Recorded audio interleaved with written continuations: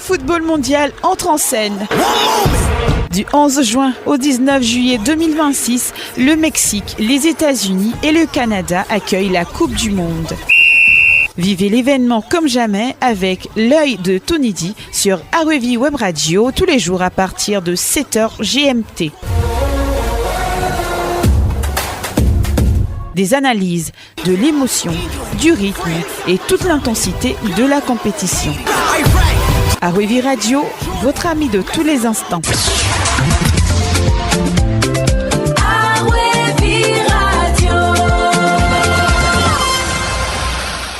En s'emparant pendant quelques heures de la 5e place au classement FIFA en plein mondial 2026, avant d'être de nouveau dépassé par le Brésil et en attendant le nouveau classement officiel qui sortira le 20 juillet, le Maroc ne fait pas qu'écrire l'histoire, il réveille un vieux fantôme de 32 ans, celui des mythiques Super Eagles du Nigeria édition 1994. Alors, qu'est-ce qui rapproche ces deux géants que le temps et la géographie séparent? Je dirais tout d'abord l'audace. Le Nigeria de 94, c'était la folie douce, l'insouciance érigée en grand art. Okocha, Yekini, Amokachi, Keshi, une génération dorée débarquant aux États-Unis avec un football champagne, athlétique et spectaculaire, terrassant la Bulgarie et bousculant la grande Argentine. Le Maroc actuel possède cette même certitude absolue.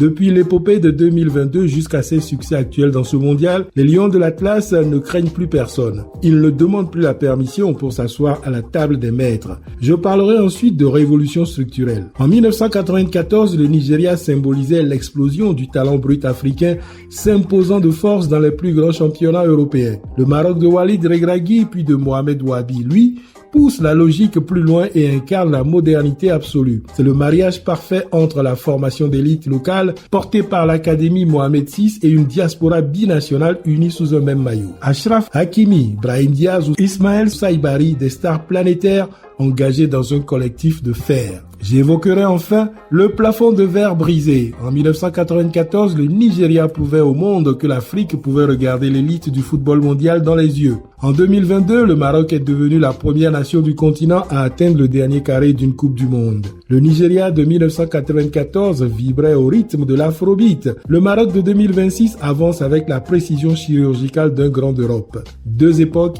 deux styles, mais une même fierté, celle d'avoir installé l'Afrique tout en haut de la carte du football. En attendant mieux, qui sait? Tony D à REV Radio.